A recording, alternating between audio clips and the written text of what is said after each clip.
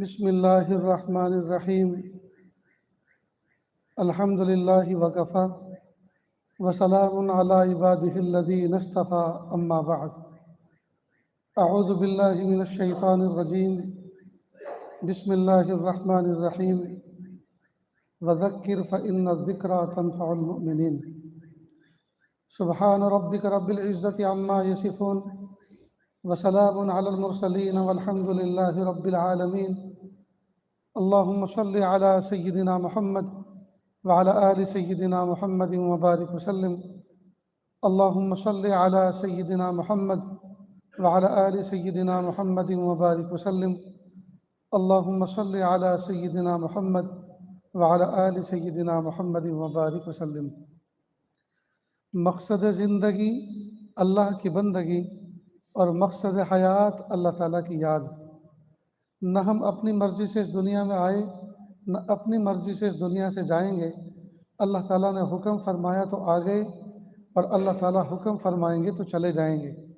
نہ آنے میں ہماری مرضی کا کوئی دخل، نہ جانے میں ہماری مرضی کا کوئی دخل۔ عقل مندی کا تقاضا یہ ہے بیچ کی جو زندگی ہے وہ بھی ہم اللہ کی مرضی کے مطابق گزاریں۔ اس بھری دنیا میں اور اس چہل پہل والی دنیا میں موج مستی کے لیے سفر کرنے والے بہت، شادی بیاہوں میں شرکت کے لیے سفر کرنے والے بہت، گناہوں کے لیے سفر کرنے والے بہت۔ اللہ کا شکر ہے کہ آپ حضرات دین کی نسبت پر اصلاح اور تربیت کے لیے، صلاح و تقوی کے لیے حاضر ہوئے ہیں۔ اللہ تعالیٰ آپ کے مل بیٹھنے کو، آپ کے آنے کو قبول فرمائے۔ جب آپ اللہ کی توفیق سے آ ہی گئے تو اب اپنے وقت کو کیش کریں، اپنے وقت کو ضائع نہ کریں، اپنے وقت کو قیمتی بنائیں۔ ہو رہی ہے عمر مثل برف کم، رفتہ رفتہ چپ کے دم بدم۔ جس طرح کوئی برف بیچنے والا برف کی سیل اور برف کی لادی لے کر آئے برف خانے سے، تو جو کچھ اس کے پاس جمع پونجی تھی اس نے اس کو برف خانے والے کو دے کے اس سے سیل خرید لی، برف کی لادی خرید لی۔ اب اس نے اس کے ٹکڑے بنائے اور ہاتھ لاری کے اوپر رکھ کر اس نے بیچنا شروع کیا۔ اب اگر وہ بیچنے میں غفلت کرے گا، سستی کرے گا تو وہ پگھل جائے گا، اور اگر چستی دکھائی اس نے، نشاط کے ساتھ اس نے اس کو بیچا اور چستی کے ساتھ اپنا کام کرتا رہا، تو جیسے جیسے اس کے برف کے ٹکڑے بکیں گے تو وہ کیش ہوتا چلا جائے گا۔ برف پگھلنے والی چیز ہے، برف بہنے والی چیز ہے، پگھلنے والی چیز ہے، گھلنے والی اور گھٹنے والی چیز ہے، اور پیسہ جامد چیز ہے۔ تو گھٹنے والی، گلنے والی، پگھلنے والی چیز کو جب اس نے بیچ دیا اور پیسے میں اس نے اس کو تبدیل کر لیا، اب پیسہ ایسا ہے جو جامد ہے، پیسہ ایسا ہے جو جامد ہے، تو اس نے بہنے والی، گھٹنے والی، گھلنے والی چیز کو، ختم ہونے والی چیز کو ایک دوسری فارم کے اندر اس نے اس کو کنورٹ کر لیا، تبدیل کر لیا۔ یہ عقل مندی ہے۔ ٹھیک اسی طرح جو لمحات زندگی ہیں یہ برف کے ٹکڑوں سے زیادہ قیمتی، بلکہ ہیرے جواہرات کے ٹکڑوں سے بھی زیادہ قیمتی ہے۔ یہ ہماری زندگی کے منٹ، یہ لمحے، یہ گھنٹے، یہ صبح اور یہ شام اور یہ دن اور یہ رات، یہ ہیرے اور جواہرات سے بھی زیادہ قیمتی ہیں۔ جس وقت میں، جس گھڑی میں، جس لمحے میں، جس گھنٹے میں، جس صبح میں، جس شام میں ہم نے اللہ کو یاد کر لیا، وہ وقت ہم نے کام میں لے لیا، ہم نے اس کو کیش کر لیا، اللہ تعالیٰ کے ہاں اس کی نیکی جمع کروا دی، اور جو وقت ہم نے ضائع کر دیا وہ ضائع ہو گیا، اس کا کچھ بھی نہ آیا۔ اس لیے ایک برف فروش، برف بیچنے والا بڑے درد کے ساتھ کہہ رہا تھا، اے لوگو ترس کھاؤ اس شخص پر جس کا سرمایہ ہر لمحے پگھلنے کی طرف جا رہا ہے، جس کا سرمایہ ہر لمحے پگھل رہا ہے، اس پہ ترس کھا لو، اس کا برف لے لو، اس پہ ترس کھا لو تاکہ اس کا سرمایہ بچ جائے۔ تو زندگی کے لمحات، صبح اور شام، دن اور رات، یہ زندگی کا قیمتی سرمایہ ہے، لیکن پگھلنے والا ہے۔ دیکھو بہت سے لوگ فجر سے پہلے آئے تھے، فجر ہو چکی، فجر کے بعد بھی کافی وقت ہو چکا، جس نے اللہ کی یاد میں، ذکر میں، تسبیح میں، اللہ کی طرف متوجہ ہونے میں، اعتکاف کی نیت کے ساتھ اس وقت کو گزارا، اللہ نے کامیاب کر دیا، قیمتی بنا دیا۔ اور جس نے نیت ہی کوئی نہیں کی، جس نے یہاں آنے کے باوجود بھی کچھ نہ کیا، اس سے بڑا محروم اور کون ہو سکتا ہے؟ اللہ پاک ہمیں محرومی سے بچائے۔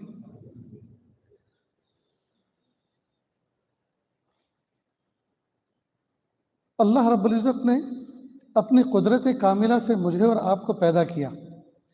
ایک روایت کے مطابق 18,000 مخلوق اللہ نے پیدا فرمائی۔ 18,000 مخلوق میں ایک قسم میں اور آپ بھی ہیں۔ اور اللہ تعالیٰ کا کوئی عمل عبث نہیں ہے، اللہ کا کوئی کام بیکار نہیں ہے۔ 18,000 مخلوق میں ایک مخلوق بھی اللہ نے بیکار پیدا نہیں کی۔ اللہ حاکم بھی ہیں اور اللہ حکیم بھی ہے، اللہ خالق و مالک ہے، اللہ کا کوئی کام عبث اور بیکار نہیں۔ سوال یہ پیدا ہوتا ہے 18,000 میں جو یہ ہماری قسم ہے، ہم لوگ جو ہیں، ہمارے پیدا کرنے کا کیا مقصد ہے، ہمیں یہ پتہ ہونا چاہیے۔ دوسری مخلوقات اللہ نے جس مقصد کے لیے پیدا فرمائی ہیں اللہ جانتے ہیں، لیکن میرے اور آپ کی پیدائش کا مقصد کیا ہے؟ تو میری اور آپ کی پیدائش کا مقصد وہ ہے جو کائنات میں کسی اور مخلوق کا مقصد نہیں ہے، اور وہ ہے اللہ کی محبت اور معرفت حاصل کرنا۔ یہ ہے مقصد زندگی، اللہ کی بندگی، اور مقصد حیات اللہ تعالیٰ کی یاد، اللہ کی محبت و معرفت حاصل کرنا، یہ ہے مقصد زندگی۔ اب جب یہ ٹاسک ہے، یہ ہدف ہے اللہ کی محبت و معرفت حاصل کرنا، اب اس کو کیسے حاصل کریں؟ اللہ رب العزت نے اس کے 2 طریقے بتائے، 2 راستے، اوامر پر عمل کرنا اور نواہی سے بچنا۔ اوامر امر کی جمع ہے، آرڈرز، اللہ تعالیٰ کی طرف جو احکام ہیں، اللہ نے جو حکم دیے ہیں، آرڈرز دیے ہیں، تو اس کو اوامر کہتے ہیں۔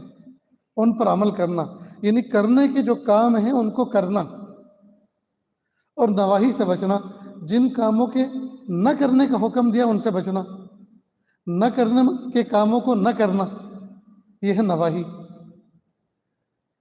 تو اگر کوئی آدمی اوامر پر عمل کرے اور نواہی سے بچے تو ان پر عمل کرنے کی وجہ سے اللہ اس کو محبت و معرفت عطا فرما دیں گے۔ کتنا آسان راستہ ہے، لیکن ابھی مسئلہ حل نہیں ہوا، بات ابھی پوری نہیں ہوئی۔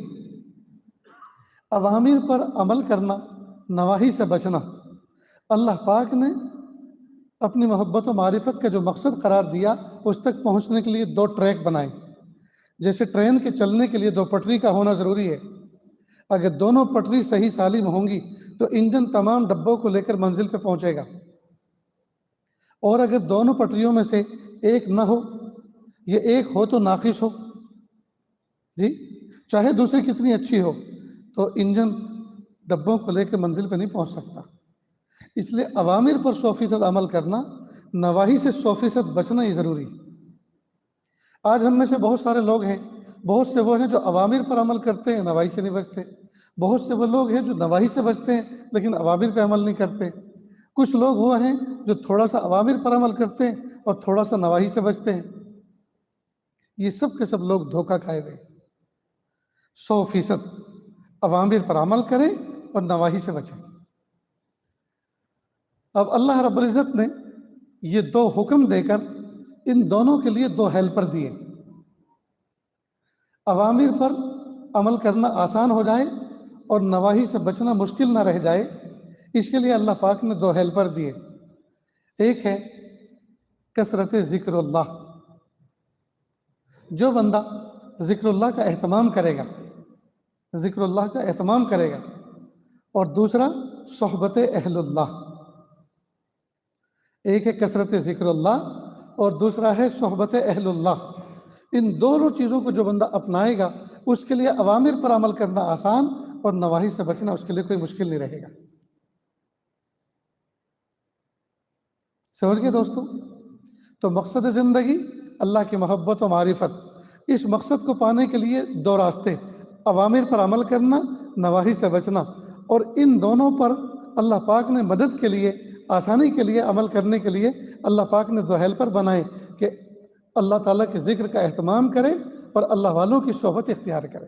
جو بندہ ذکر اللہ کا اہتمام کرتا ہے اور اللہ والوں کی صحبت اختیار کرتا ہے، اللہ تعالیٰ اس کے لیے اوامر پر عمل کرنا، نواہی سے بچنا آسان فرما دیتے ہیں۔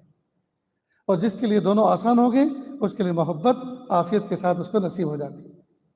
یہ ہے دوستو سلیبس، یہ ہے نصاب زندگی گزارنے کا۔ اب اس زندگی گزارنے کے نصاب کو جتنا آسان سے آسان بنایا جائے، اتنا آسان بنا کر اس پر بندہ عمل کرے۔ آج دوستو ہمارا حال یہ ہے کہ ہم بہت جمود کا شکار ہو گئے، تنگ دلی کا شکار ہو گئے، تنگ دلی کا شکار ہو گئے۔ یہ جو ذکر اللہ ہے، حضرت معاذ بن جبل رضی اللہ تعالیٰ عنہ کا ایک مرتبہ پیارے آقا صلی اللہ علیہ وسلم نے ہاتھ پکڑا اور فرمایا، اے معاذ مجھے تم سے محبت ہے۔ ساری دنیا اللہ کے محبوب صلی اللہ علیہ وسلم سے محبت کرے، یہ اس کو سجدہ ہے، لیکن یہ معاملہ الٹا کہ پیارے آقا صلی اللہ علیہ وسلم اپنے صحابی سے کریں، اے معاذ مجھے تم سے محبت ہے۔ کتنے خوش قسمت صحابی تھے، فوراً پلٹ کے انہوں نے جواب دیا، پیارے آقا صلی اللہ علیہ وسلم مجھے بھی آپ سے محبت ہے۔ پھر آقا نے فرمایا، اے معاذ اسی محبت کی وجہ سے میں تم کو ایک نصیحت کرتا ہوں، کچھ الفاظ بتا رہا ہوں، ہر نماز کے بعد ان کو پڑھنا بھولنا مت، ہر نماز کے بعد پڑھنا ان کو بھولنا مت۔ معلوم ہے کوئی بہت اہم چیز ہے، تبھی تو تاکید سے فرما رہے۔ اب کوئی دوست اپنے دوست سے محبت کرتا ہو، جی کوئی پیارا اپنے پیارے سے محبت کرتا ہو اور اس کو کوئی ہدیہ دے، تحفہ دے، تو وہ بھی تو پیارا ہوتا ہے نا۔ کائنات میں اللہ کے بعد پیارا کون؟ محبوب صلی اللہ علیہ وسلم، پیارے نبی، جی، اور پیارے نبی کا پیارا کون؟ معاذ بن جبل۔ تو اللہ کے پیارے نے اپنے پیارے کو ایک پیاری چیز دی، ایک پیارا تحفہ دیا، اور تاکید سے کہا کہ دیکھو ہر نماز کے بعد پڑھنا بھولنا مت۔ معلوم ہے یہ کہ بہت نفع کی چیز ہے۔ تو 3 جملے فرمائے کہ یہ پڑھا کرو ہر نماز کے بعد، اللہم اعنی علی ذکرک و شکرک و حسن عبادتک۔ یا اللہ آپ میری مدد فرمائیے، یا اللہ آپ میری مدد فرمائیے کہ میں آپ کا ذکر کروں۔ اللہم اعنی علی ذکرک، یا اللہ آپ میری مدد فرمائیے کہ میں آپ کا ذکر کروں۔ دوستو یاد رکھیں، ذکر ضد ہے غفلت کی،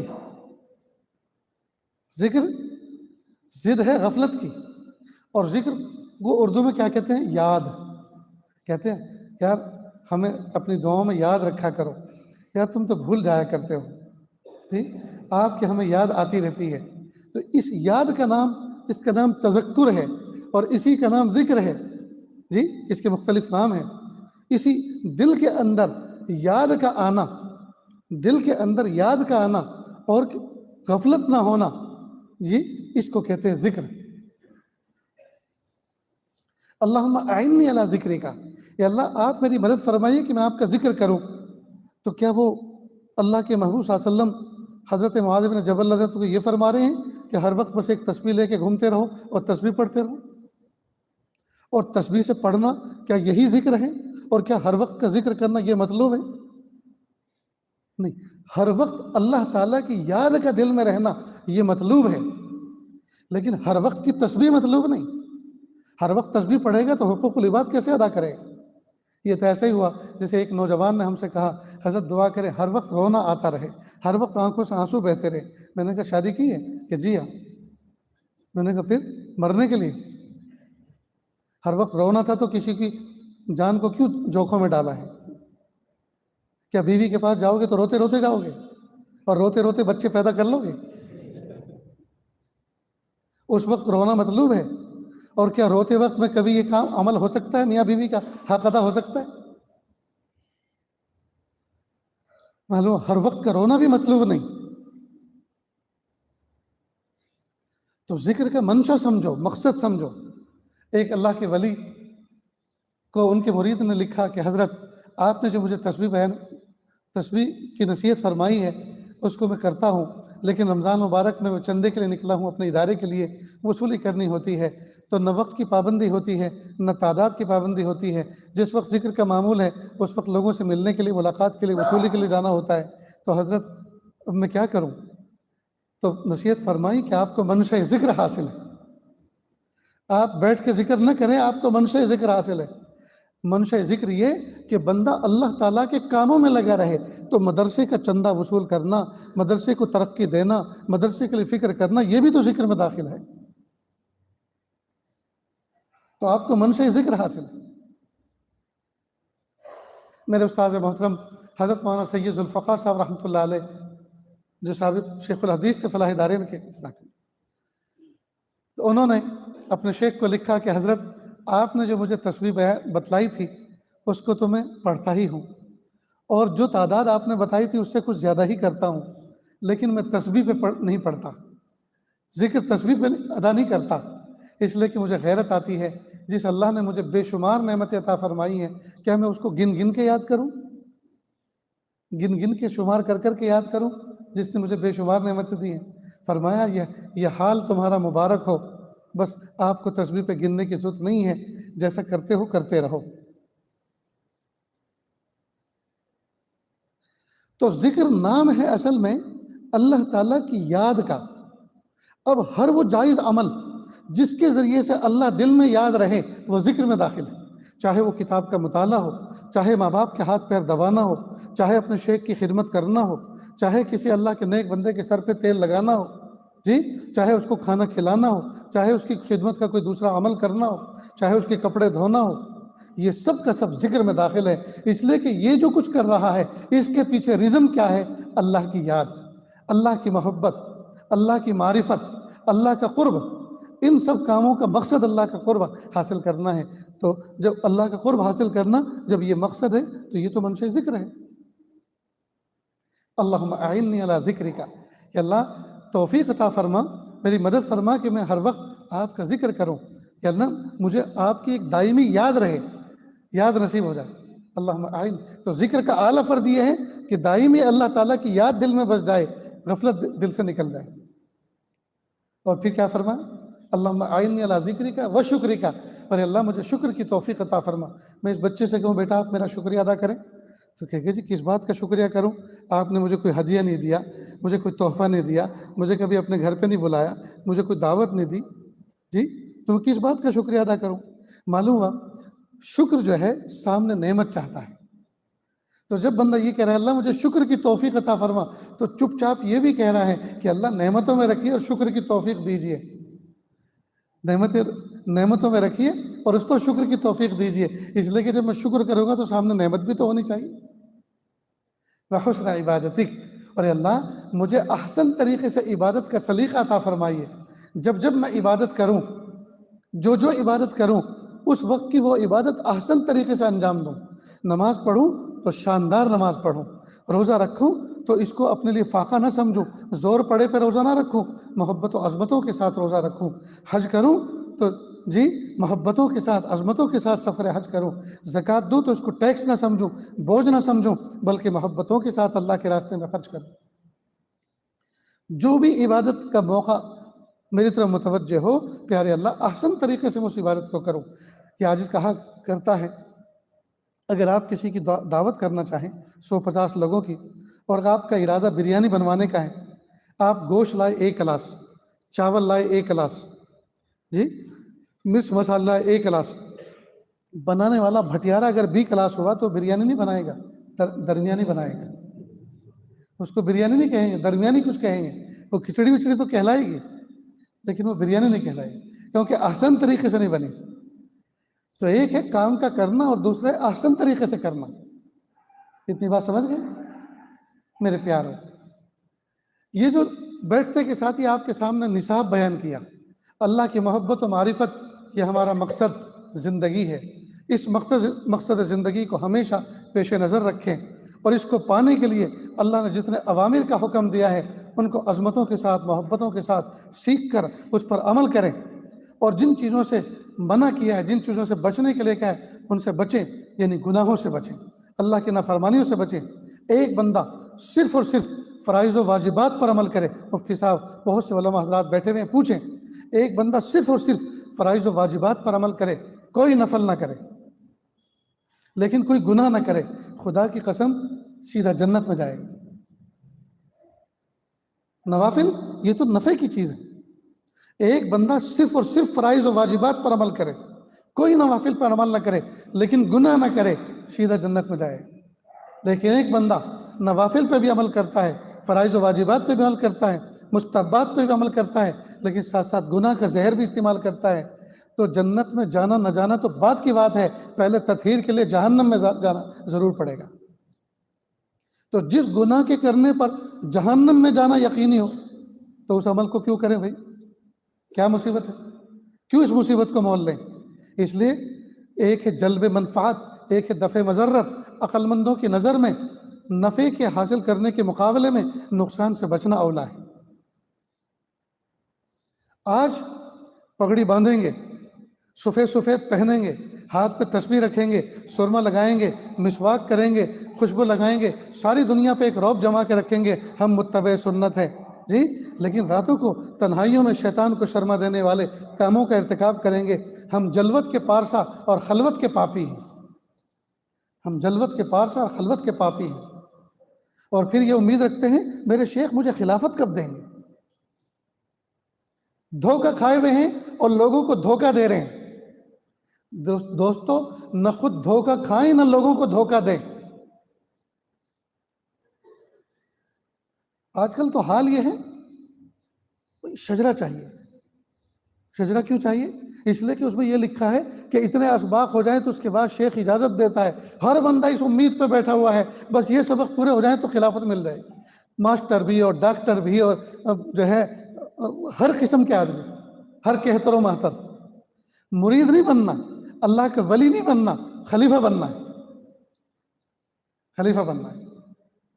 نہ مرید بننے کا شوق ہے، نہ مراد بننے کا شوق ہے جی، نہ اللہ کا ولی بننے کا شوق ہے، شیخ بننے کا، خلیفہ بننے کا شوق ہے۔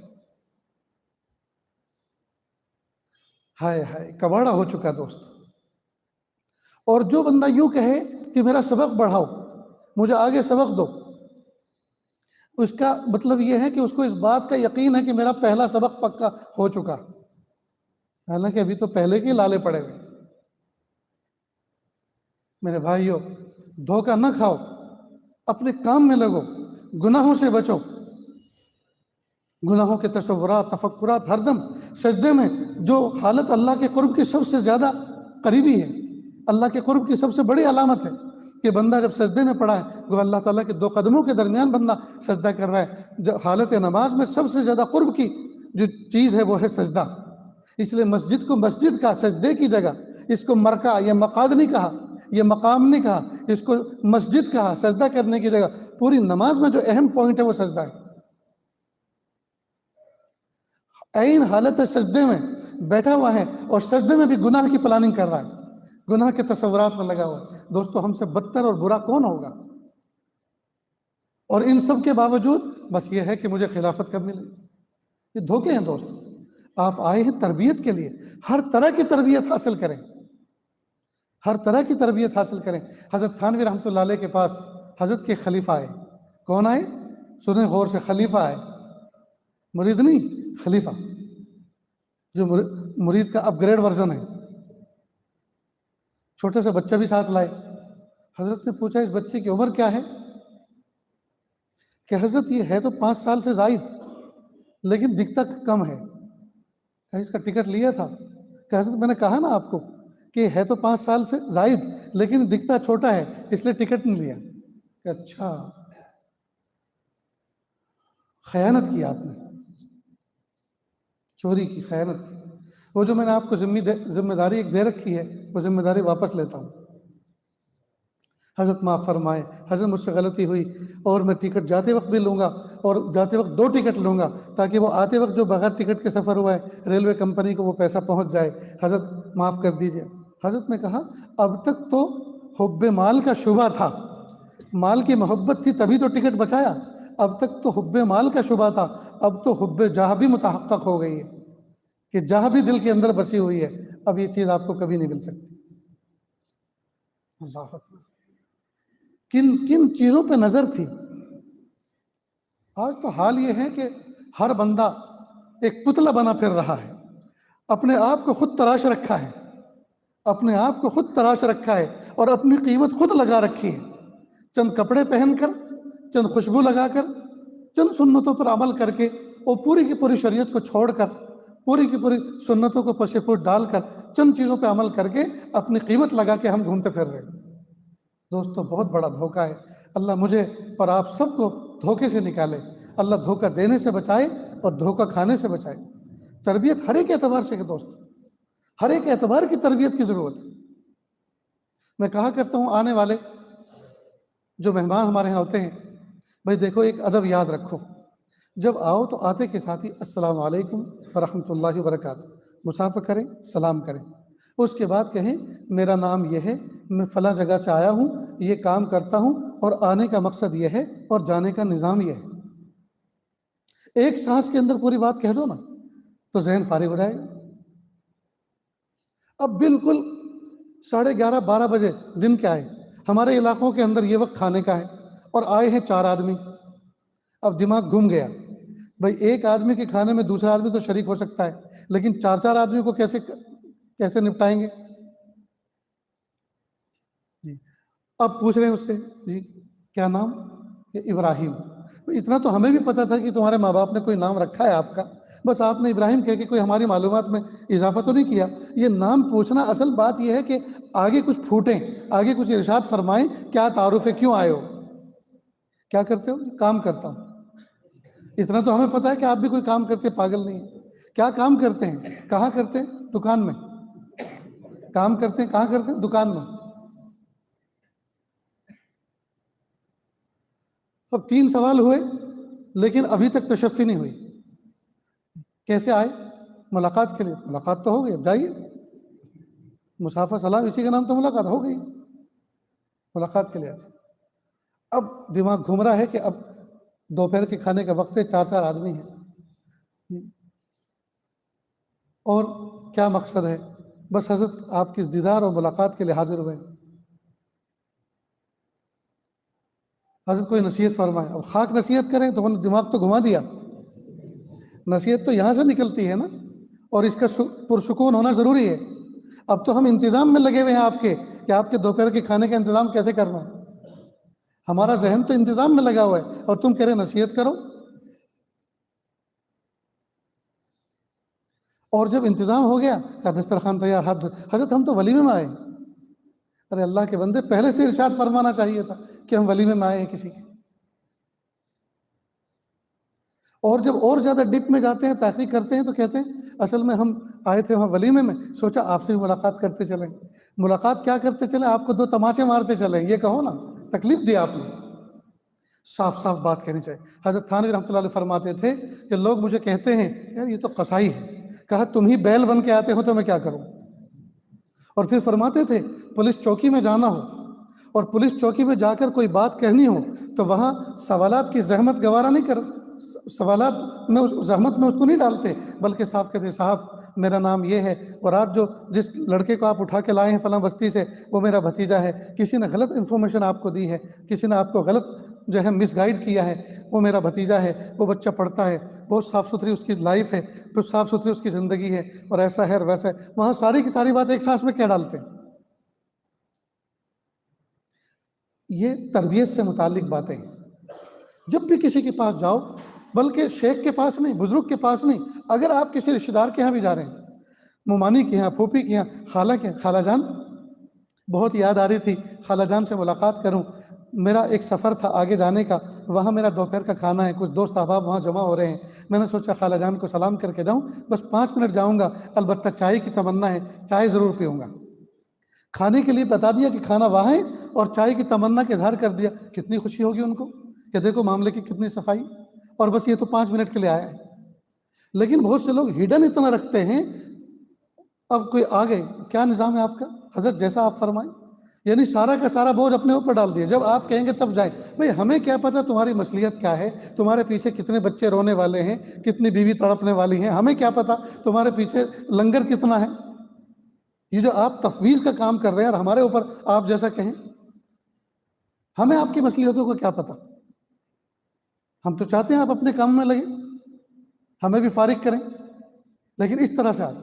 بہت سے لوگ آتے ہیں، بھئی آپ کیسے آئے؟ حضرت میں فلائٹ سے آیا ہوں۔ اچھا کیا نظام ہے؟ بس جیسا آپ کہیں گے ویسا ہو جائے گا۔ اس کا مطلب یہ کہ نہ ٹکٹ بنایا ہے، ٹکٹ بھی آپ بنواؤ۔ اب شیخ کے پاس، حضرت کے پاس کوئی کمپیوٹر رکھا ہوا ہے؟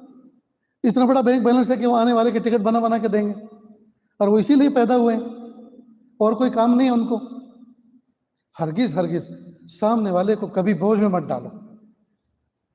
ایک مرتبہ رات کو میرے پاس تقریباً 1:30 بجے مہمان آئے۔ اس زمانے میں فلاح دارین سے میں نے جو ہے علیحدگی اختیار کی تھی، اور کرائے کے مکان میں تھا، اور میرا گھر بن رہا تھا۔ رات کو 1:30 بجے مہمان آئے۔ میں نے پوچھا آپ کب چلے تھے اپنے وطن سے؟ کہا شام کو 5 بجے۔ میں نے کہا کھانا کہاں کھایا؟ کہ نہیں کھایا، 1:30 بجے نہیں کھایا۔ میں نے کہا کھانا آپ نے نہیں کھایا؟ کہ جی کھا لیں گے، یعنی آپ سے تو پہلے سے یہ بات ہوئی ہے کہ بس ہم بیعت ہونے کے لیے آ رہے ہیں اور پھر نکلیں گے تو کھا لیں گے۔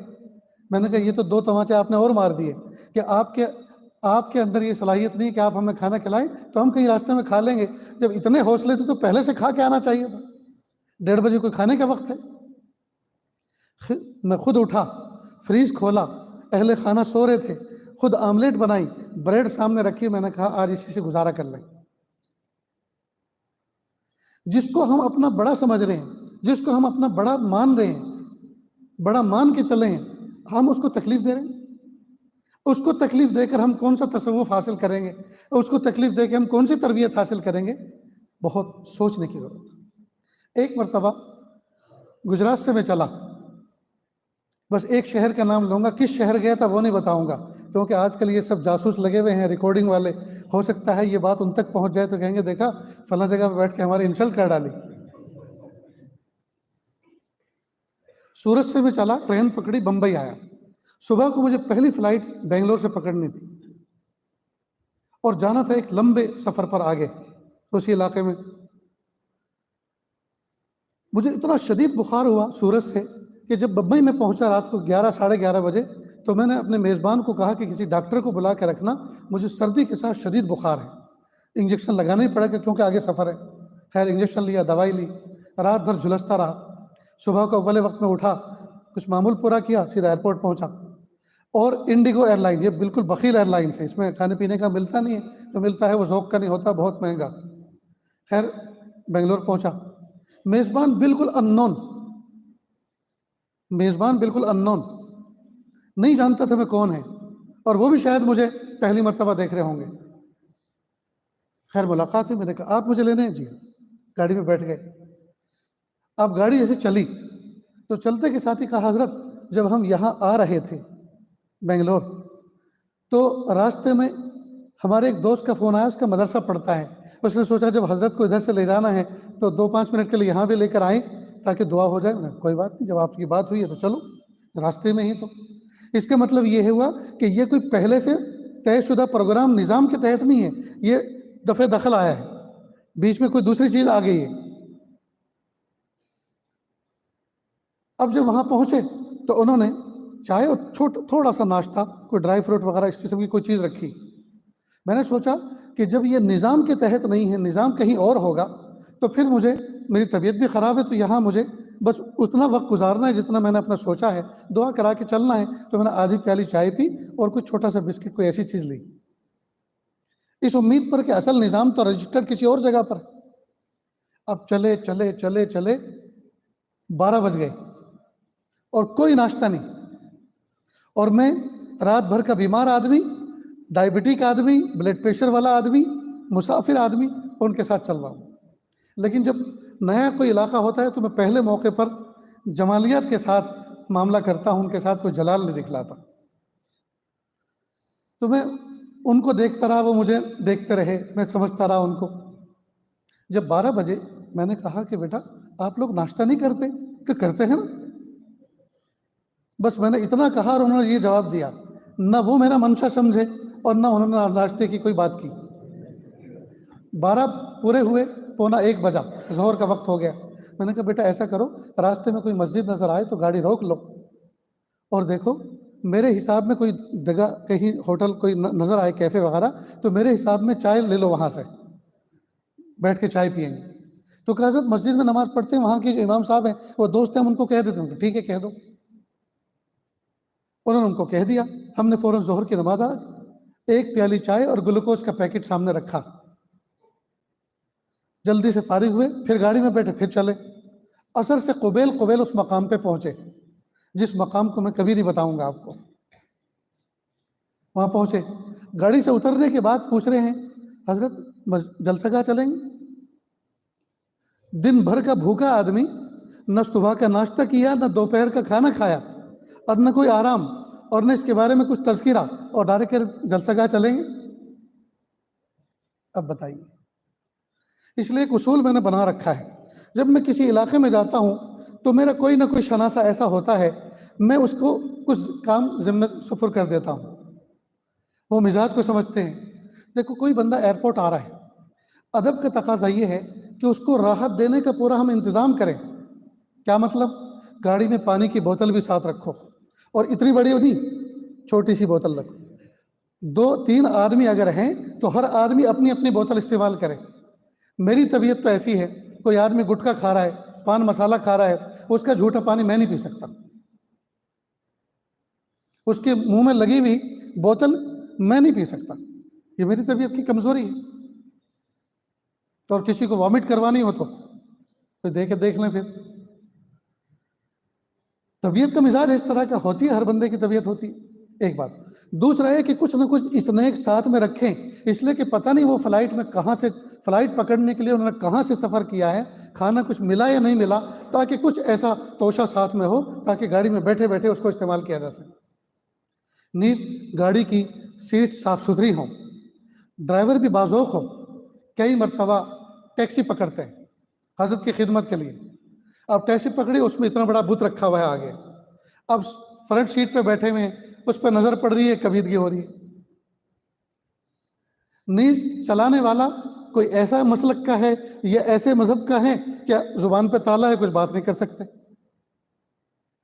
تو یہ آداب میں سے ہیں، اور ان تمام چیزوں کو سیکھنا چاہیے، ان تمام چیزوں کو سیکھنا چاہیے، ورنہ کئی مرتبہ ہم سمجھتے ہیں ہم کسی کو راحت دے رہے ہیں، لیکن ہمارے اسباب راحت اس کی تکلیف کا باعث بنتے ہیں۔ کئی مرتبہ لوگ اصرار کرتے ہیں حضرت ہم اپنی گاڑی لے کر آئیں گے۔ ارے بھائی تم نے سیکنڈ ہینڈ گاڑی خریدی، نیا تمہیں گاڑی کا شوق ہے، نہ اس کے سیٹ کا ٹھکانہ ہے، نہ جو ہے اس میں کسی آرام کا ٹھکانہ ہے، اس میں ہارن کے علاوہ ساری چیزیں بجتی ہیں، اس کا دروازہ بھی بجتا ہے، اس کی ڈکی بھی بجتی ہے، اس میں نٹ بولٹ بجتے ہیں، ہارن ہی نہیں بجتا، سب کچھ بجتا ہے۔ تو آپ ایسی زحمت نہ کریں، ہم نے پہلے سے کسی سے بات کر رکھی ہے، وہ آئیں گے۔ اگر آپ کو بہت زیادہ خدمت کا شوق ہے تو آپ ان کو ڈیزل پیٹرول کے پیسے دے دینا، آپ کا حصہ لگ جائے گا خدمت میں۔ یہ بھی تو خدمت ہو سکتی ہے۔ یہ کیا ضروری ہے کہ نہیں نفس نفیس میں ہوں اور میں آگے بیٹھوں اور میں یہ سمجھوں کہ میں حضرت کو لے کر آیا، تو اس کا مطلب یہ خدمت نہیں ہے، بلکہ اپنے آپ کو چمکانا ہے، اور یہ روحانی بیماریوں میں سے ایک بیماری۔ بندہ تو وہ ہونا چاہیے کام کے لیے سب کو آگے کر دے، خود پیچھے بیٹھا رہے، سب کو آگے کر دے، سب کو چمکا دے، خود چھپا رہے۔ ہمارے بزرگوں نے ہمیں چھپنے نہیں بلکہ چھپنے کی تعلیم دی۔ یہ تربیت کا ایک حصہ ہے کہ ہم کسی کی راحت کا کتنا خیال کریں۔ ہمارے بزرگوں نے یہاں تک بتایا، اور کتابوں میں یہ واقعات لکھے ہیں کہ اگر آپ کا مہمان اس طرح کا ہے کہ وہ ہر وقت باخبر رہنا چاہتا ہے امت کے حالات سے، تو آپ جب وہ گھر پر آئے تو اس کے سرہانے تک روزانہ روزمرہ کا اخبار بھی رکھ دو تاکہ وہ حالات سے باخبر رہے۔ یہ اس کی میزبانی میں یہ بھی داخل ہے، اس کی خدمت میں یہ بھی داخل ہے۔ بہرحال دوستو، صرف آپ یہاں تربیت کے لیے صرف ذکر سیکھنے کے لیے نہیں آئے، بلکہ پیر کے ناخن سے لے کے سر کے بال تک ہر چیز آپ سیکھیں۔ آپ کے اخلاق کیسے ہوں، آپ کے انداز کیسے ہوں، آپ کی خدمت کا سلیقہ کیسا ہو، جی آپ کی گفتگو کا انداز کیسا ہو، آپ کسی آدمی کو راحت دینا چاہیں تو راحت دینے کی کیا شکلیں ہوتی ہیں۔ دادا شیخ حضرت پیر غلام حبیب نقشبندی رحمۃ اللہ علیہ، وہ کسی جگہ تھکے ہارے لیٹے تھے، بہت سارے لوگوں نے ان کو دبانا شروع کیا۔ ایک پٹھان نوجوان تھا، اس نے بہت زور زور سے دبایا، کہا حضرت ٹھیک ہو گیا؟ کہا پہلا درد تو ٹھیک ہو گیا، دوسرا شروع ہو گیا، آپ کے دبانے سے شروع ہو گیا۔ خدمت کا منشا ہے راحت رسانی. جس خدمت پہ راحت نہ پہنچے وہ خدمت نہیں، زحمت ہے. خدمت کا منشا سمجھیں، خدمت کا منشا ہے راحت رسانی. دوسری بات یہ، ایک بات اچھی طرح سمجھ لیں، کئی مرتبہ کوئی آنے والا مہمان ہوتا ہے، پھر ایک مشورہ ہوتا ہے، ٹھیک ہے، اور مشورے کے بعد پھر کہتے ہیں کہ اس مشورے سے نظام چلے گا. اس کا مطلب جو آنے والا ہے وہ آپ کا مجبور محض ہے. ہمارا مشورہ ہو گیا، ہم جیسا کریں ویسا کرو، جہاں کھڑا کریں وہاں کھڑے ہو جاؤ، جہاں بٹھائیں وہاں بیٹھ جاؤ. اس کا مطلب یہ اعلیٰ کون ہوا، افضل کون ہوا، غیر افضل کون ہوا، اہمیت کس کی ہوئی، غیر اہم کون ہوا؟ نہیں. سامنے آنے والے کو بھی اپنے مشورے سے آگاہ کریں. اس طرح کا مشورہ طے ہوا، آپ کی کیا رائے ہے؟ اب ہوا مشورہ مکمل. ورنہ اگر مشورہ کرنے کے بعد کہیں، اس کا مطلب یہ کہ بات کو نافذ کرنا ہے، ایسا کرو، میں جو کہہ رہا ہوں وہ ہو. یہاں لگے ہاتھ ایک بات سمجھ لیں. شاہ عبد القادر جیلانی رحمۃ اللہ علیہ کے پاس ایک عالم گئے کہ حضرت میں آپ کی خانقاہ میں اصلاح کے لیے آیا ہوں، میں ایک عالم ہوں، میں نے علوم ظاہرہ سے فراغت حاصل کی ہے، اب میں آپ کے پاس اپنی باطن کی اصلاح کے لیے حاضر ہوا ہوں. حضرت نے ایک کمرہ دے دیا کہ وہاں رہیں، جو معمولات ہیں اس میں شریک ہوا کریں. ایک زمانے تک، مدت تک وہ ٹھہرے اور کسب فیض کیا. پھر حضرت نے ایک مرتبہ کہا، میاں کب تک یہاں خانقاہ میں روٹیاں توڑتے رہو گے، جاؤ لوگوں کو اللہ اللہ سکھاؤ. میں نے اپنے کانوں سے یہ واقعہ حضرت مولانا سالم صاحب دامت برکاتہ جو میرے شیخ اول تھے ان سے سنا، میرے دل نے محفوظ کیا اس واقعے کو. تو کہ حضرت کوئی نصیحت فرما دیں. کرے کیا نصیحت، اب کیا نصیحت کی ضرورت، اتنے زمانے تک اتنی باتیں بتائی آپ نے محفوظ کی، وہ نصیحت ہی تو تھی، اس پہ عمل کرتے نا. خیر بات آئی گئی ہو گئی. پھر کچھ دن کے بعد کہا، بھائی جاتے کیوں نہیں، لوگوں کو اللہ اللہ سکھاؤ، جاؤ قوم میں کام کرو. کہ حضرت کوئی نصیحت کر دیں. کہ اچھا نصیحت سننا ہے؟ کہ جی حضرت. کہا پھر سنو، ایک تو خدائی کا دعویٰ مت کرنا اور ایک نبوت کا دعویٰ مت کرنا. ایک تو خدائی کا دعویٰ مت کرنا اور ایک نبوت کا دعویٰ مت کرنا. بس اتنا سننا تھا کہ ایک چیخ نکلی اور قدموں میں گر گئے. عالم تھے، سمجھدار تھے. کہا حضرت نے مجھے ایسی نصیحت کی جو ایک گئے گزرے آدمی کو کرنی چاہیے. چاہے کہ مجھ جیسا عالم میں خدائی کا دعویٰ کروں، اور چاہے کہ مجھ جیسا حضرت کا صحبت یافتہ میں نبوت کا دعویٰ کروں. یہ دعوت تو کوئی بیوقوف کرے. اس کا مطلب جب حضرت نے مجھے ایسی نصیحت فرمائی ہے تو حضرت کا نہ میرے ظاہری علم پر اعتبار ہے اور نہ میری باطن پر اعتماد ہے. لہٰذا اب جانے کا فائدہ ہے کہ آپ بقیہ زندگی یہیں گزار دو. خوب روئے. جب رو دھو کر کچھ خاموش ہوئے، حضرت نے کہا کھڑے ہو جاؤ. آنسو صاف کیے. پھر حضرت نے فرمایا، لگتا یہ ہے کہ منشا نصیحت نہیں سمجھے، میری نصیحت کا منشا نہیں سمجھے. خدائی کا دعویٰ مت کرنا، اس نصیحت کا منشا یہ تھا، اللہ کی شان یہ ہے کہ میں جو کہوں وہ ہو اور میں جس کا انکار کروں وہ نہ ہو. انشاء کن و انشاء لم یکن، یہ شان اللہ کی ہے. تو اپنے دل میں یہ بات پیدا مت ہونے دینا، یہ کیفیت پیدا مت ہونے دینا میں جو کہوں وہی ہو اور میں جس کو منع کروں وہ نہ ہو. اگر کوئی کمیٹی کا آدمی، اگر کوئی مشورے کا ساتھی، اگر کوئی جماعت کا آدمی، اس کے اندر یہ طبیعت پیدا ہوا میں جو کہوں وہی ہونا چاہیے اور میں جس کو سے روکوں جس کو منع کروں وہ نہیں ہونا چاہیے، اس کا مطلب در پردہ یہ دعوی خداوندی ہے. جب سے یہ حضرت نے اس کی جو ہے اس ملفوظ کو کھولا تو آنکھیں پھٹی کی پھٹی رہ گئی. اور کہا دوسری نصیحت جو کی کہ نبوت کا دعویٰ مت کرنا. وقت کا نبی جو کہتا ہے وہ سچ ہوتا ہے، وہ حق ہوتا ہے، اور اس کے اگینسٹ میں جو کچھ کہا جاتا ہے وہ باطل ہوتا ہے. لہٰذا اپنے اندر یہ بات پیدا مت ہونے دینا، میں جو کہہ رہا ہوں وہی حق ہے، وہی سچ ہے، اور میرے خلاف جو کہا جا رہا ہے وہ باطل ہے. یہ کیفیت اگر پیدا ہو گئی تو یہ دعوی نبوت ہے. اللہ اکبر. بس اتنا سننا تھا کہ خوش ہو گئے. حضرت کتنی پیاری آپ نے نصیحت فرمائی. میں انشاءاللہ اس کو سینے سے لگا کے رکھوں گا اور قدم قدم پہ اس کا خیال رکھوں گا کہ میرے اندر یہ دونوں کیفیت پیدا نہ ہونے پائیں. میرے ایک دوست بہت پیارے حضرت مفتی فیض الوحید صاحب جو جموں کے اندر رہتے تھے اور کورونا کے زمانے میں 2 سال پہلے ان کا انتقال ہوا.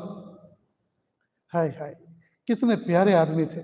ان کی مجلس میں ہزاروں افراد شریک ہوتے تھے اور نہ جانے کتنے برادران وطن ان کی مجلس میں آیا کرتے تھے. سال میں 2-3 دفعہ اس حاجز کو بلاتے تھے. جب ان کا انتقال ہوا تو انتقال سے پہلے ایک وصیت لکھی اور وصیت میں یہ بات بھی لکھی کہ میری تقریر اور تحریر اس کو کوئی حرف آخر نہ سمجھے، وقت کے علماء صلاحہ ہر زمانے میں موجود رہتے ہیں، ان کی بات کو سامنے رکھیں۔ اگر میری بات پر، میری تقریر اور تحریر پر کسی بات پہ وہ تنقید کریں، کس پہ نکیر کریں، تو ان کی بات کو مانیں، میری بات کو نہ مانیں۔ میری تقریر و تحریر کو حرف آخر نہ سمجھا جائے۔ میں ناقص العلم والعمل آدمی ہوں، یہ الفاظ، میں ناقص العلم اور عمل آدمی ہوں۔ آج ایک آدمی تھوڑا سا کام کر کے فوراً دعویٰ کرتا ہے کہ میرا آگے کون بات کر سکتا ہے، میں نے اتنے بزرگوں کی صحبت پائی ہے، میں نے ایسے ایسے لوگوں کو دیکھا ہے، میں نے ایسے ایسے لوگوں کی جوتیاں سیدھی کی ہیں، وہ کون ہوتا ہے میرے سامنے کہنے والا؟ اتنی لمبی تقریر کرے گا آدمی کہ سامنے والا خاموش ہو جائے گا۔ نہیں، انہوں نے یہ بات کہی، بات مجھ تک پہنچی، میں اس پہ غور کرتا ہوں، میں دیکھتا ہوں، کچھ بڑوں سے بھی پوچھتا ہوں، ہو سکتا ہے جو بات میں نے کہی یقیناً اس میں خطا کا امکان ہے، کیوں میں یہ دعویٰ میں کس بنیاد پہ کروں کہ میری بات صحیح ہے؟ وہ جو کہہ رہے ہیں میں اس پہ غور کرتا ہوں۔ یہ مومن کی شان ہے۔ پیارے طلبہ عزیز، محترم مہمانان کرام، آپ جس مبارک محفل میں آئے ہیں، اس میں آپ کو بہت ساری باتیں بتائی جائیں گی، لیکن ایک بات کو اہمیت دے خاص طور سے کہ ہم نیکی کے مقابلے میں گناہ چھوڑنے کی محنت کو زیادہ کریں۔ اگر آپ نیکی تھوڑی کریں گے اور گناہ سے بچیں گے تو تھوڑی نیکی سے بھی انشاءاللہ کام بن جائے گا، اس لیے کہ اصل گناہ نہ کرنا ہے۔ لیکن اس طرف ہماری توجہ نہیں جا رہی۔ کثرت مراقبے پہ توجہ ہے، کثرت ذکر پہ توجہ ہے، کثرت تلاوت پہ توجہ ہے، لیکن گناہ سے ہم کس طرح سے اپنے آپ کو بچائیں، اس کے لیے کیا کیا تدبیریں کریں، گناہ کے مواقع سے اپنے آپ کو کیسے بچائیں، یہ ساری کی ساری چیزیں معین و مددگار ہوتی ہیں، لیکن اس کو اپنا مقصد تو بنائیں۔ ذکر و اذکار کے ذریعے سے بندہ، مراقبے کے ذریعے سے اللہ تعالیٰ بندے کے دل میں کیفیت تیار کرتے ہیں، جس کیفیت کے ذریعے سے پھر بندہ گناہوں سے بچنا اس کے لیے آسان ہو جاتا ہے۔ لیکن اس کی نیت تو کرے، اس کا تو ہم نے موضوع نہیں بنایا گناہ سے بچنے کا۔ غیبت عام ہے، موبائل فون پہ بدماشیاں کرنا عام ہے، موبائل فون پر ویڈیوز دیکھنا عام ہے، اس کو ہم گناہ ہی نہیں سمجھ رہے۔ جہاں دروازہ بند کیا، جہاں لوگوں نے دیکھنا بند کیا، اور ہم جو ہے گناہ سے جڑ جاتے ہیں۔ اس لیے تو میں نے کہا ہم جلوت کے پارسا اور خلوت کے پاپی بنے بیٹھے ہیں، مخلوق کے سامنے نیک بنے ہوتے ہیں اور تنہائیوں میں شیطان کو شرما دینے والے کاموں کا ارتکاب کرتے ہیں۔ دوستو، اس کی اصلاح کریں، اپنی بیویوں کے ساتھ، اہل خانہ کے ساتھ حسن سلوک کا معاملہ کریں۔ ساری دنیا کے سامنے اچھے اچھے بیان کرتے ہیں، ساری دنیا کے سامنے اپنے آپ کو بزرگ پیش کرتے ہیں، ساری دنیا کے سامنے اپنے آپ کو متبع سنت پیش کرتے ہیں، اور گھر میں بھیڑیے بن جاتے ہیں، گھر میں ڈینجر بن جاتے ہیں۔ ماں کی بات نہیں سنتے، باپ کی بات نہیں سنتے، بیوی کی بات نہیں سنتے، بچے کچھ بات کہنا چاہیں ان کو جو ہے دھتکار دیتے ہیں۔ غلط بات ہے۔ حسن اخلاق کو اپنائیں، خندہ پیشانی کے ساتھ رہیں۔ آج کل حال یہ ہے کہ ہر آدمی بس اس طرح سے جیسے کچھ پیا ہوا ہے، چہرے پہ حشاش بشاش ہونا چاہیے۔ ہر آدمی کو سلام کرنا پسند کرے، اس سے مصافحہ کرنا پسند کرے، ملاقات کرنا پسند کرے۔ چھوٹے چھوٹے بچے بڑوں سے ڈرتے ہیں نا، لیکن اللہ کے محبوب صلی اللہ علیہ وسلم جب بستی سے گزرتے تھے، اللہ کے محبوب بچوں کو سلام کرتے تھے اور بچے دوڑ دوڑ کے آتے تھے، تو محبت کا بہیو ان کے ساتھ ہوتا تبھی تو آتے تھے نا۔ اور آپ یوں کر کے چلیں، بتائیے کوئی بچہ آ جائے گا پاس میں آپ کے؟ بچوں کو مائل کرنے کے لیے آپ کو ان کی طرف مائل ہونا پڑتا ہے۔ جب ہم بچوں کی طرف محبت سے، حسن اخلاق سے مائل ہوں گے تبھی تو ہماری طرف متوجہ ہوں گے۔ اس لیے دوستو، اپنے انداز کو بہت کچھ بدلنے کی ضرورت ہے۔ ہمارے پڑوسی ہم سے مطمئن نہیں جی، ہمارے پارٹنر ہم سے مطمئن نہیں، بلکہ کہتے ہیں ٹھیک ہے آپ کی تسبیح مبارک ہو، آپ کی نماز مبارک ہو، آپ کے چہرے پہ داڑھی سجی ہوئی مبارک ہو، لیکن آپ اس طرح کا معاملہ میرے ساتھ کرتے ہیں، وعدہ خلافی پہ وعدہ خلافی کرتے ہیں، آپ جو ہے پیمنٹ نہیں دے رہے، آپ مجھے کتنا تڑخائیں گے، کتنا مجھے تڑپائیں گے۔ اب دیکھیے، وہ سنتوں کا تذکرہ کر رہا ہے، وہ ہماری نمازوں کو مائن کر رہا ہے، پوائنٹ کر رہا ہے، اور یہ سب کہہ کے پھر ہمیں تانا دے رہا ہے۔ ہائے ہائے، یہ تو ڈوب مرنے کا مقام ہے۔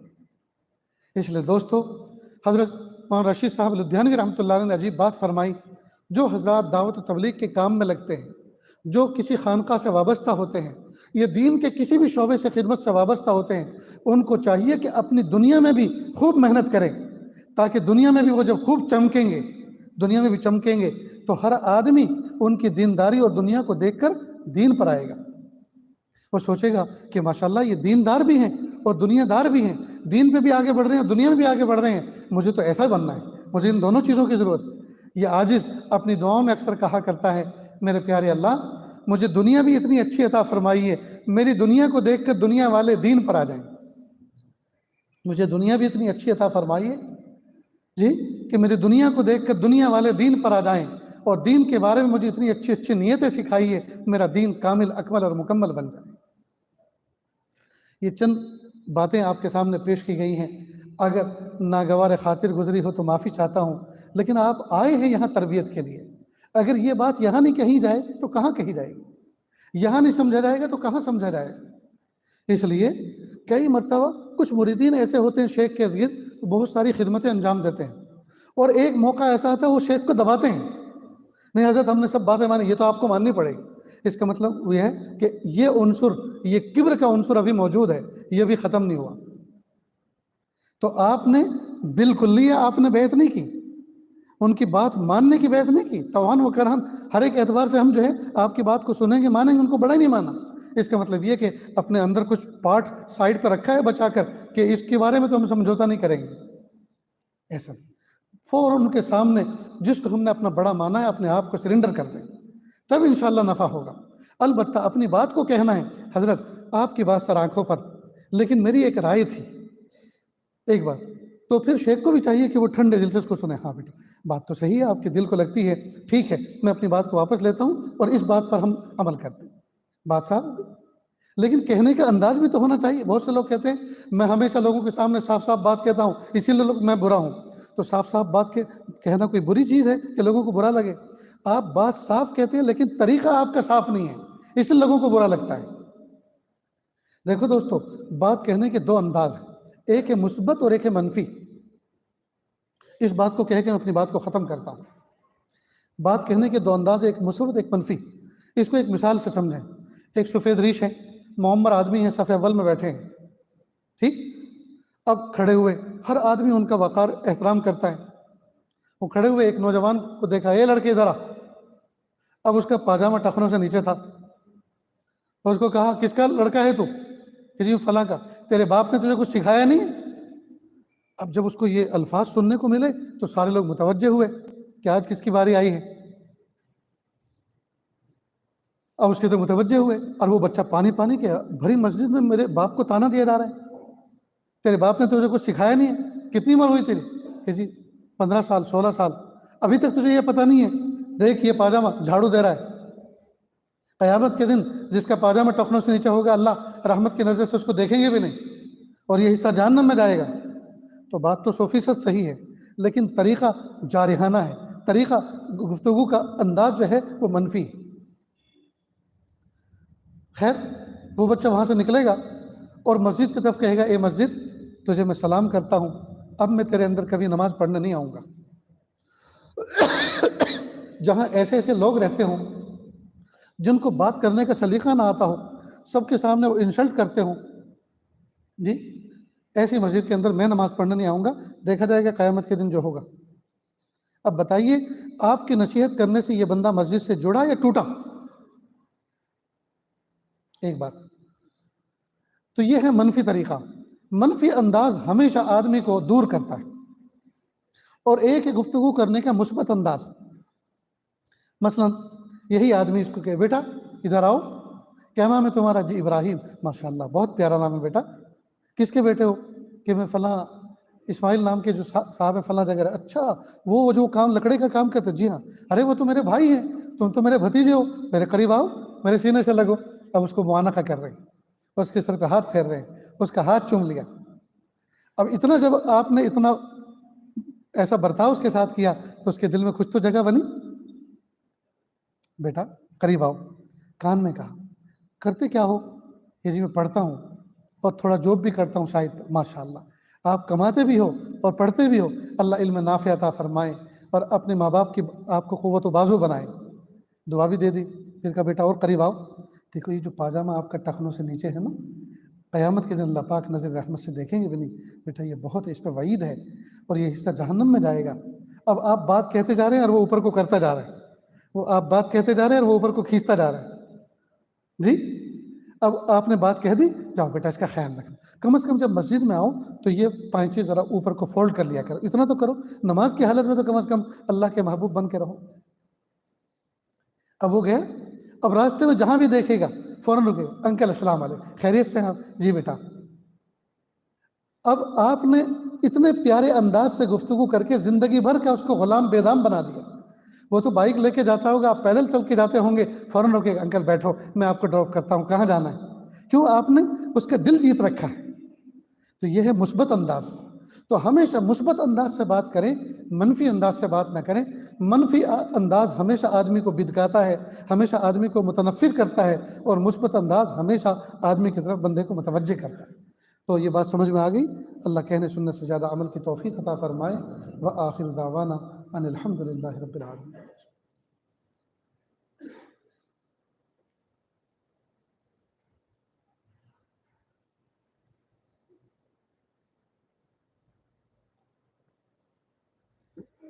بارک اللہ۔ آپ لوگوں نے اتنے لگام ڈال رکھے ہیں میرے اندر کہ میں اپنی مرضی سے اٹھ کے بھاگ نہیں سکتا۔ میرے یہاں گھوڑی بھی ہے، سنت کی نیت سے گھوڑی پالتا ہوں۔ تو ہم تو سوچتے تھے اسی کو لگام لگاتے ہیں، یہ کیا پتہ تھا کہ ہمارا بھی کوئی لگام لگائے گا۔ دیکھو، یہ کسی نے ایجاد کیا ہے سجدے کے لیے، کہ سجدے میں اکثر و مائک جو ہے اوپر رہ جاتا ہے، اوپر لگا ہوا، تو سجدے میں بھی یہ ساتھ ساتھ جاتا ہے، کالر مائک ہے، ہیڈ مائک ہے، ٹھیک۔ لیکن جو آدمی چشمہ لگاتا ہے اس کو یہ ڈسٹرب کرتا ہے، چشمے کی ڈنڈی اوپر نیچے ہو جاتی کئی دفعہ۔ دوسرا یہ کہ نماز 5 منٹ 6 منٹ زیادہ سے زیادہ 10 منٹ کا عمل ہے، لیکن بیان میں 1 گھنٹہ، آدھا گھنٹہ، پونا گھنٹہ، 1.5 گھنٹہ آدمی بات کرتا ہے، تو یہ دبا رہتا ہے، تو یہ بوجھ بنتا ہے۔ ایک بات تو ہمیشہ سامنے والا مائک رکھیں۔ جب اس طرح کی محفل ہو تو کوئی ٹیبل، اس کے اوپر پانی کی بوتل، گلاس میں انڈیلا ہوا پانی، اس کے اوپر کوئی چیز رکھی ہوئی ہو تاکہ بوقت ضرورت فوراً لے سکے۔ کئی مرتبہ دائیں بائیں لوگ بیٹھے رہتے ہیں اور وہ اٹھاتے ہیں، دوسرے لوگ مذاق بناتے ہیں کہ دیکھو ان کا پانی وصول نہیں کیا جا رہا، حالانکہ ابھی ضرورت نہیں ہے۔ ان کو بھی زحمت ہوتی ہے، سامنے والے کو بھی اس کا اثر ہوتا ہے، اور دوسرے لوگوں کا وہ مرکز نظر بھی بنتا ہے، وہ اسی پہ نظر رکھتے ہیں اس عمل پر۔ اس لیے قریب میں کوئی ٹیبل ایسا ہونا چاہیے جہاں پانی رکھا جائے۔ جزاکم اللہ۔ دعا کر لیجیے بھائی۔ یہ جو محفل 3 دن کی شروع ہوئی ہے اس کا بالکل آغاز ہے، یہ پہلی مجلس تھی۔ اللہ رب العزت عافیت کے ساتھ اس کی تکمیل فرمائے، آنے والوں کو اللہ تعالیٰ ڈھیر سارا نفع فرمائے، اور اللہ رب العزت بہترین تربیت فرمائے، اور اللہ پاک ہم سب کو ایسا بنا دے کہ ہم اللہ کو پسند آ جائیں۔ تھوڑی سی دیر کے لیے اللہ کر لیں، تھوڑی سی دیر کے لیے اللہ کر لیں، آنکھوں کو بند کر لیں، سر کو جھکا لیں، دنیا اور دنیا میں جو کچھ ہے اس سے ہٹ کٹ کے اللہ کی یاد میں ڈوب جائیں۔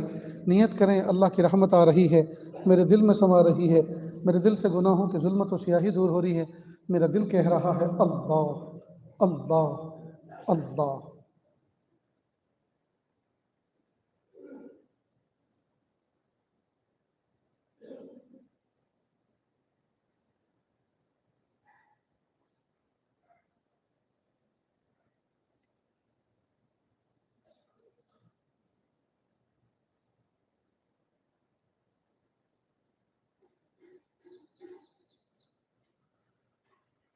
کس سے مانگیں کہاں جائیں، کس سے کہیں، اور دنیا میں حاجت روا کون ہے؟ کس سے مانگیں کہاں جائیں، کس سے کہیں، اور دنیا میں حاجت روا کون ہے؟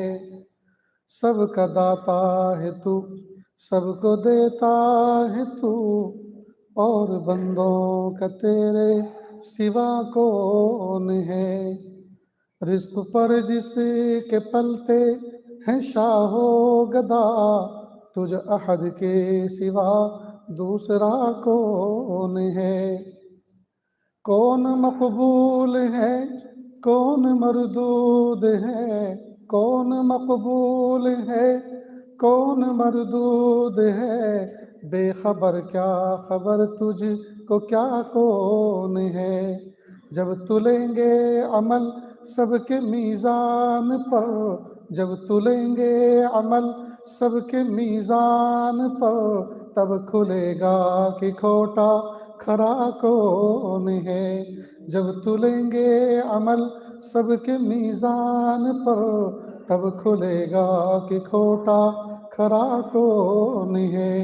اے فقیر اس کو تو فضل باری سمجھ، اے فقیر اس کو تو فضل باری سمجھ، ورنہ تیری طرف دیکھتا کون ہے، ورنہ تیری طرف دیکھتا کون ہے۔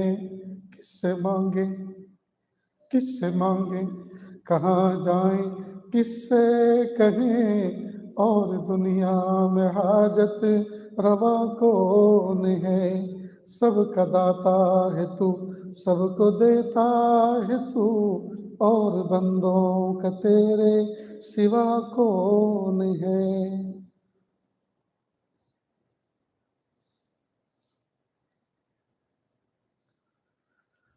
لا الہ الا اللہ، سبحان الملک العال الوہاب۔ ہاتھ اٹھا لیجیے، دعا کر لیں۔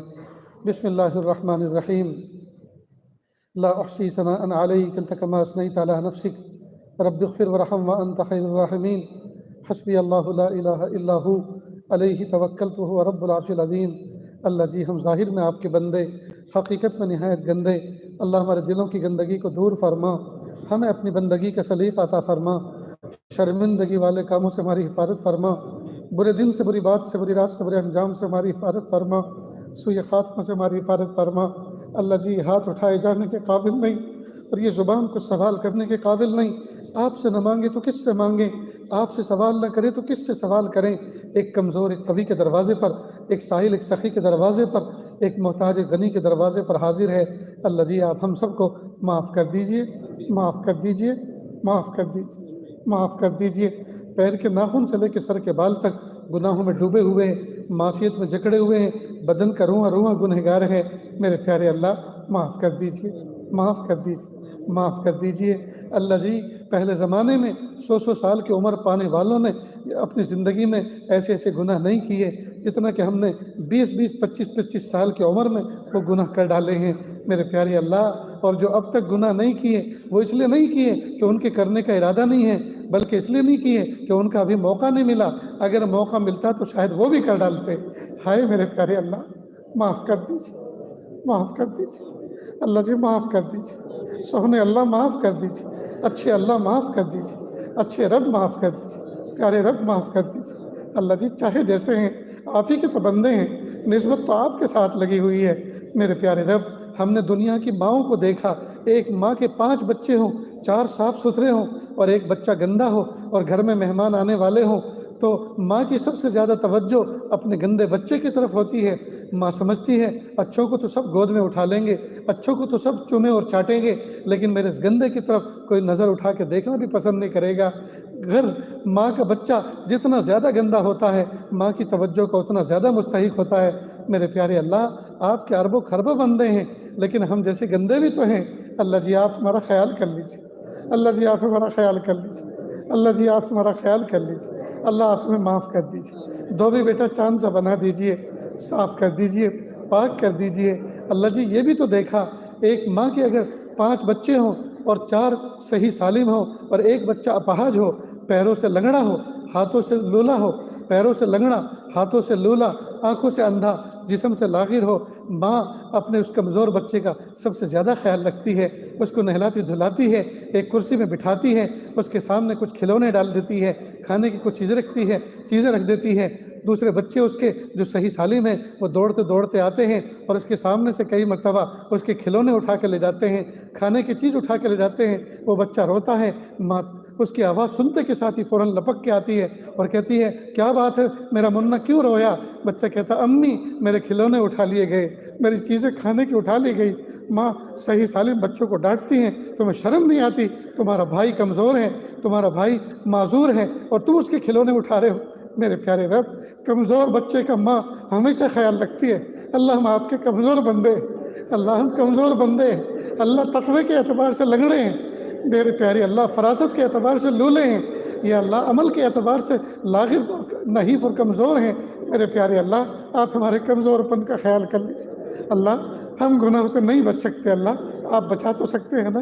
اللہ جی، آپ بچا لیجیے، اللہ جی، آپ بچا لیجیے، اللہ گناہوں سے آپ بچا لیجیے، اللہ تقوی دے دیجیے، پاکیزگی دے دیجیے، معرفت دے دیجئے، قرب دے دیجئے، ولایت دے دیجئے، محبت دے دیجئے، معرفت دے دیجئے میرے پیارے اللہ، اپنی ولایت دے دیجئے، ولایت کا نور دے دیجئے اللہ، ولایت کا نور عطا فرما دیجئے اللہ، ہماری کامل اصلاح فرما دیجئے، عافیت کے ساتھ ہماری کامل اصلاح فرما دیجئے، ہمیں عمل پہ کھڑا کر دیجئے، ہمیں اللہ سستی دور کر دیجئے، غفلت دور کر دیجئے اللہ، ہم صبح کو توبہ کرتے ہیں، دوپہر ہونے نہیں پاتی، زوال ہونے نہیں پاتا، ہماری توبہ ٹوٹ جاتی ہے، اور پھر توبہ کرتے ہیں، شام ہونے نہیں پاتی، ہماری توبہ پھر ٹوٹ جاتی ہے، یا اللہ ہماری توبہ اتنی کمزور ہو گئی، ایک دن بھی نہیں ٹک پاتی اللہ جی، آپ ہماری توبہ میں استقامت عطا فرما دیجئے اللہ، ہماری توبہ میں استقامت عطا فرما دیجئے اللہ، ہم سب کو ایسا بنا دیجئے ہم آپ کو پسند آ جائیں اللہ، ہم سب کو ایسا بنا دیجئے ہم آپ کو پسند آ جائیں یا اللہ، رحم کا معاملہ فرما، عرب اور عجم میں آگ لگی ہوئی ہے اللہ، امت کے حال پر ترس کھا لیجئے، امت کے حال پر رحم کر دیجئے میرے پیارے اللہ، مدارس دینیہ، مکاتب قرآنیہ، مساجد اسلامیہ، وہ خانقاہیں جہاں اللہ اللہ سکھایا جاتا ہے، اور مراکز دعوت و تبلیغ کے اللہ پوری حفاظت فرما، اقامت دین کے لیے جتنی کوششیں ہو رہی ہیں اللہ سب کو قبول فرما یا اللہ، سب کو شیر و شکر بن کر آپس میں محبتوں کے ساتھ مل جل کے کام کرنے کی توفیق عطا فرما یا اللہ، چھوٹوں کو بڑوں کا ادب اور احترام کرنے کی توفیق عطا فرما، بڑوں کو چھوٹوں پہ پیار و شفقت کے نظر رکھنے کی توفیق عطا فرما اللہ جی، ہم سب کو ایسا بنا دیجئے ہم آپ کو پسند آ جائیں اللہ، اس محفل میں نہ جانے کیسے کیسے دکھیارے اور کیسے کیسے غم کے مارے آئے ہوئے ہیں یا اللہ، بہت سے لوگ پریشان ہیں یا اللہ، بہت سے اپنے کاروبار سے پریشان ہیں، بہت سے اپنے گھر بار سے پریشان ہیں، بہت سے تعلقات سے پریشان ہیں، بہت سے اپنے بچوں سے پریشان ہیں، بہت سے دوسرے وہ معاملات سے پریشان ہیں اللہ، تمام کی پریشانیوں کو دور فرما، بعض پریشانیاں تو ایسی ہیں مخلوق کے سامنے کہہ بھی نہیں سکتے اور دل میں رکھ کر سہ بھی نہیں سکتے اللہ، آپ دل کی دھڑکنوں سے واقف ہیں، دل کی ارادوں اور مرادوں سے واقف ہیں یا اللہ، ہمارے دلی جائز نیک تمناؤں کو پورا فرما یا اللہ، اس مجلس کو قبول فرما یا اللہ، جو سلسلہ 3 دن کے لیے اس مسجد میں منعقد ہوا ہے یا اللہ، آنے والوں کے آنے کو قبول فرما، بیٹھنے سننے اور سنانے کو قبول فرما، نصیحت کرنے کو قبول فرما، نصیحت پر عمل کرنے کی توفیق عطا فرما یا اللہ، خدمت والے عملے کو قبول فرما، جن لوگوں نے یا اللہ انتظامات کیے میرے پیارے اللہ، محبت کی نظر سے اس کو نظام کو دیکھا اور اپنے آپ کے اپنے تعاون کو پیش کیا اور اپنی ذات کو پیش کیا یا اللہ، بے انتہا اخلاص کے ساتھ اللہ قبول فرما لیجئے اللہ، جو مانگا عطا فرما، جو مانگنے سے رہ کے وہ بھی عطا فرما اللہ جی، ہمیں مانگنا نہیں آتا، بن مانگے عطا فرما، مانگنے کا ڈھنگ اور سلیقہ عطا فرما وصلی اللہ تعالی علی خیر خلقہ محمد و آلہ و اصحابہ اجمعین برحمتک یا ارحم الراحمین۔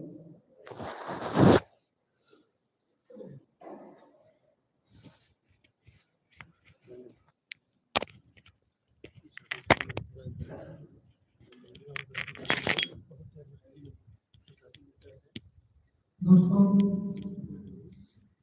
میں مسلسل سفر کر کے آ رہا ہوں، فوراً نکلنا بھی ہے، اس لیے دل تو چاہا تھا کہ اتنے سارے دن لوگوں سے مسافر کر لیتا، مجھے نفع بتا دے کہ آگے کا اچھا کو متاثر ہوگا، اس لیے میں سلام کرتا ہوں، محبت سے جواب دے دیں۔